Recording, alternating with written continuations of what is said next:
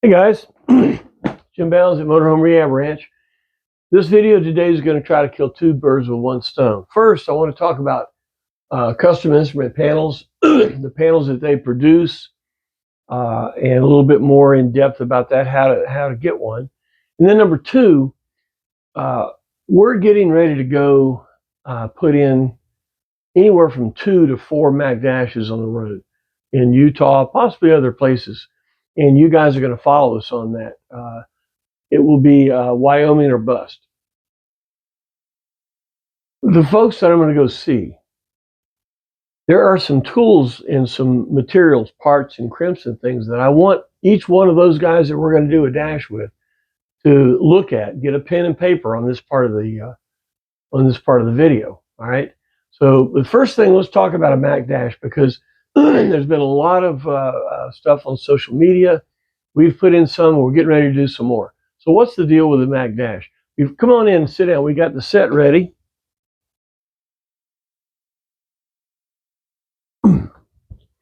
So what's the deal with a Mac dash? Before I started, Mac started building these dashes. And the two that are prevalent now, before, the two that are prevalent now were almost never used because the dashes were in good enough shape that you could just redo the bezel, okay? Well, what's happened is everything has fallen apart. The dashes have fallen apart. And he made two different dash shells and new clusters, right? So come on in here. I want you to either get your cell phone out or something, and I want you to go to his website. Come on in. This is custominstrumentpanels.com, right there. Okay? This is Mac McNeil, Mac and Shirley. And they've been doing this for a very long time. When you pull up the website, he actually has, if you have one of his old Mac dashes and you want a GPS speedometer, take out that little clicker, he has those available. He's got them in black or white. Pretty cool. Anyway, come over here to go up on here and find where it says GMC. You can see all the dashes that he made over the years. Fleetwood Allegro, Airstream, Pilot. Boy, he's even got them in alphabetical order. Revcon, Rexall. So you guys, if you know somebody needs a dash for a Hawkins, I don't know. But anyway, we want to get down here. We want to hit GMC right there. You go to his website. I bet you that's his coach. Now, this has been the dash that everybody has really liked for the decades. I call it the Mac Daddy. It really kind of has a shape of a late 80s GMC truck, which works well. The negative, this bottom panel is a little bit vertical for any gauges. You can see he doesn't put any gauges. They're all up in here. Now, like I said, the dashes that were really popular over the decades were his dashes like this. He can give you any gauge cluster. This is a real simple one. Didn't even have a tack in it. But you could get all kinds of different things, and he could make those. And for many decades, you may find a coach that has an original shape to the dash, but it has a different face on it. That was also one of Mac's. Then he came out with that's his deluxe board. Where is it? That's another one of the boards. See, he has several different original boards. Here we go. Now look at this dash. He has a nice big wrap around here, and it stays high. It doesn't go down low. That's the part I liked about this one. I call this one the Mini Mac. Okay. All of them are wired. You've seen the wiring on the last video. I did some shots of his wiring. All the wiring is really nice. And his clusters, you can get it in white or in blackface. He has all kinds of different back bezels on his website. He has that in there. So from what I understand, we're going to be putting in one of these and one of the big Mac Daddies.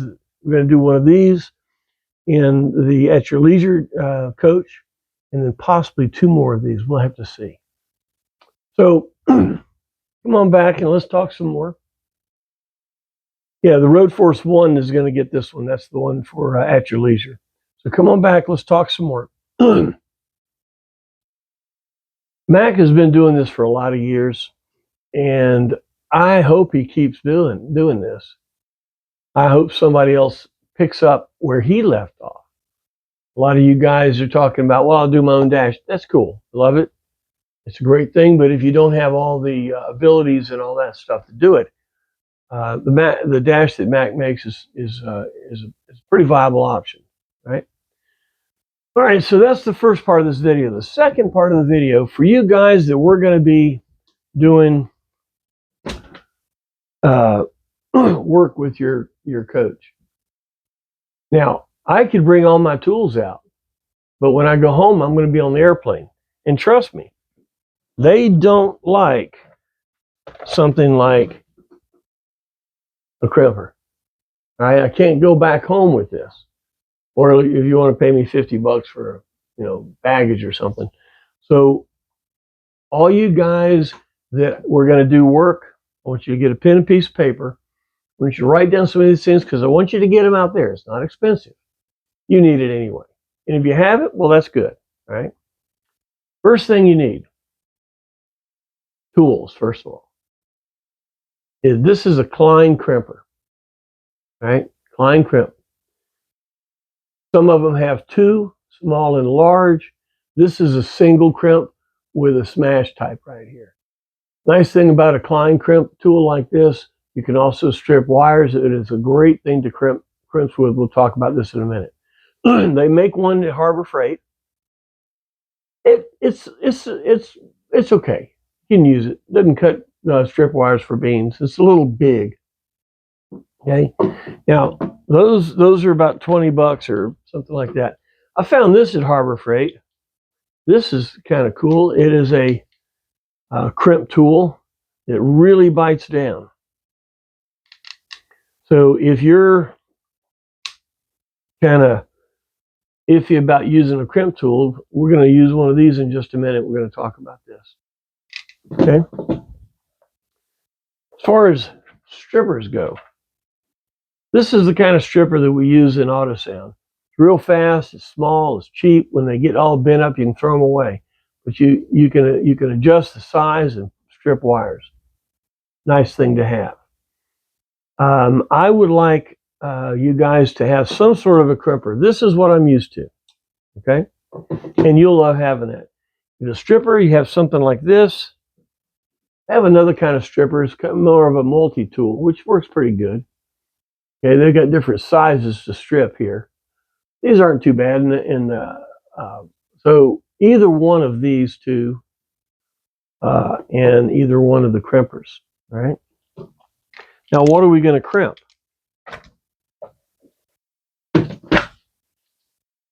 A crimp box. And just a little bit of everything. Now, this crimp, and I'll show you they have different sizes. For decades, I've called these a beanie. Kind of looks like a beanie, right? Bell crimps, okay? What you do with a bell crimp is you take the two wires, you twist it together, you put the bell crimp on the two wires, and you crimp it. Boom. Two wires are mechanically tied together, they're insulated, and it's a nice clean connection. Now, some people want to have them in line. Well, that's fine, but when you do max dash, you're going to have a 24-inch pigtail that will correspond with the color over here. Say it's gray. You'll have a gray wire out of the dash, a gray wire his pigtail. You strip them back both, you tie them together, and you pop a beanie on it. Crimp it. Done. Okay? So you want to have different. I would go buy these on. You could buy these online for $500 for $10 or something. I'd buy $500. You'd be surprised. You want to get something for a 16 gauge wire. Okay, that's a good size. Now they make bigger ones. Okay. Now this crimp tool will do either one. Okay. Let's see what Big Mo here does to it.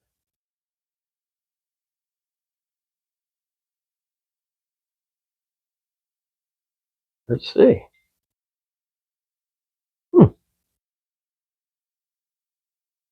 Did not work? Well, I have to get back to you on this. This is all new thing to me. Like I said, this crimp tool right here is the one to use. Let's get back. It's kind of a new toy. I like new toys, new tools, you know. Anyway, so you got beanies. You also have barrel connectors, and you have different colors. There's blue, and this is a pretty good size one. I wanted to show you what they are. They have a smaller blue one.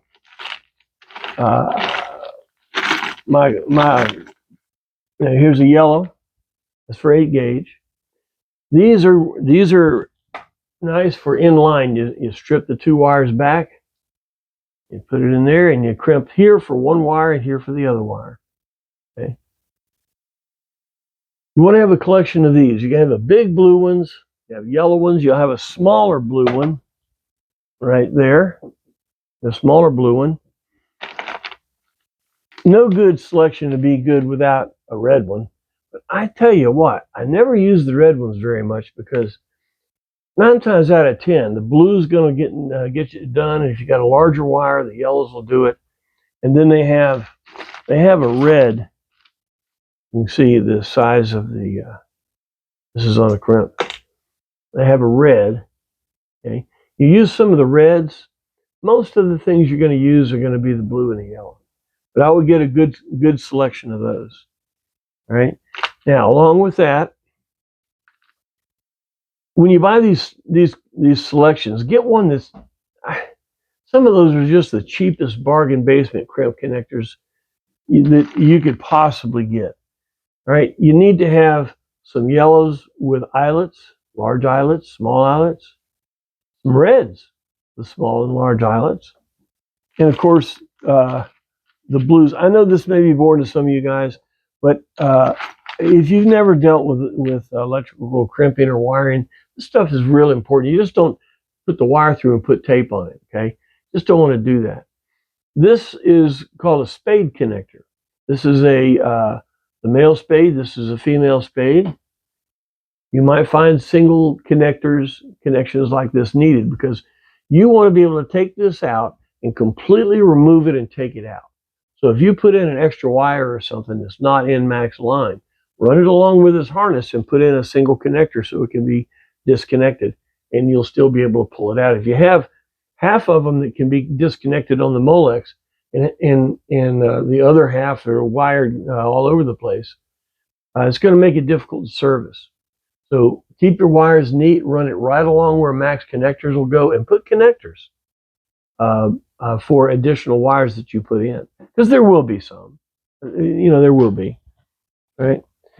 You want to have, along with the connectors, a roll of Scotch 33 or Scotch 88 plus, 33 plus or 88 plus tape. 33 plus is basically sold by the sleeve, and it's used in commercial application because the rolls are smaller. You're either going to get it crushed or lose it or put it in the water or something before you use a big old long roll when you're doing it every day. The 88 plus that you can get at Home Depot or Lowe's is a fatter roll. A little more money, but it's a fatter roll, and you're not going to lose it as much. So either tape. But when you get this tape, it's really, really important.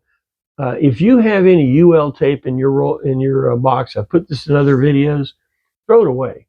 Get some of this stuff, because once you pull it out and you see how it feels, it doesn't get all sticky when it's hot, or get hard when it's cold, kind of stuff. They bury underground cables with this stuff. Now, you are not going to insulate these. This has its own insulation. I'm not worried about it. And to be honest with you, there's not that much need to insulate these if you crimp it and stick the insulation in there. But if you want to make dadgum sure, it doesn't hurt to put some of this 33 or 88 plus tape on it. Now, you got the connection coming out. Don't use tie wraps. Don't use tie wraps to tie your wires in a bundle. You say, well, wait a minute, that keeps it neat. Well, it does, but here's the problem. That little end on that edge of that tie wrap, as you pull it out, it'll snag on things. And you'll pull it out and it'll snag a wire and pull something else out. You get your wire harness nice and clean and all that. Run some of this, run a wrap of tape, a little tape around it. Because that harness will not grab anything when it comes in or out. All right? So I want you guys to have some Scotch 33 plus or 88 plus tape in your bag. All right? We talked about the meter. Okay? We talked about Mr. Meter. And I told you in another thing that this is what I use. Okay, because it's real simple. We're only going to do 12 volts. And when you're reading something, I don't need to know that it's 12.42. I just need to know that it's a positive or negative. This does it really, really fast. And this could also be a tool if you don't have something like this. Go online. It's called a power probe.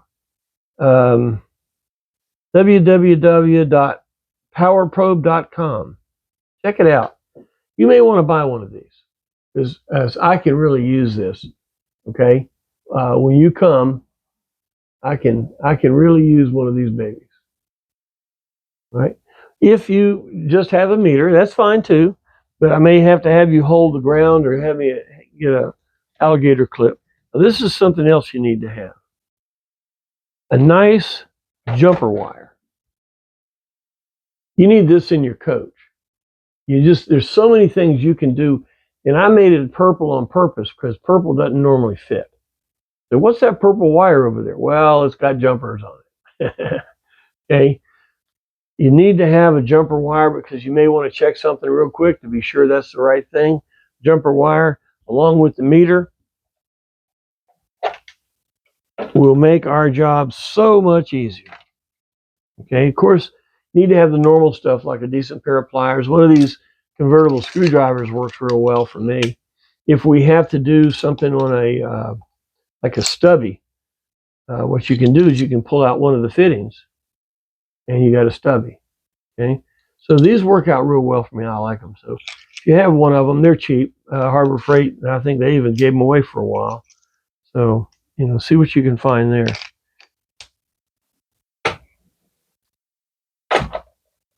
Quarter-inch socket set. This is my granddad's. Quarter-inch socket set. This is a nice Sears. Just the normal sockets. There also may be a couple of metric screws on the back of this dash. But I'll tell you something. Did you know that there's only in an original GMC motorhome, when it came off the assembly line, there was only one metric nut. The whole motorhome on the alternator. On the large wire on the alternator had a 10 millimeter nut. That's the only metric screw on the whole rig. So, but now half the stuff you buy is all metric. So you need more than just a standard set like this. I get a socket set with metrics. And I did a video about wrenches and things. I'd like you to go take a look at that about other tools and things, but specifically on Max dashes. When we put these dashes in, the big thing is these bell crimps.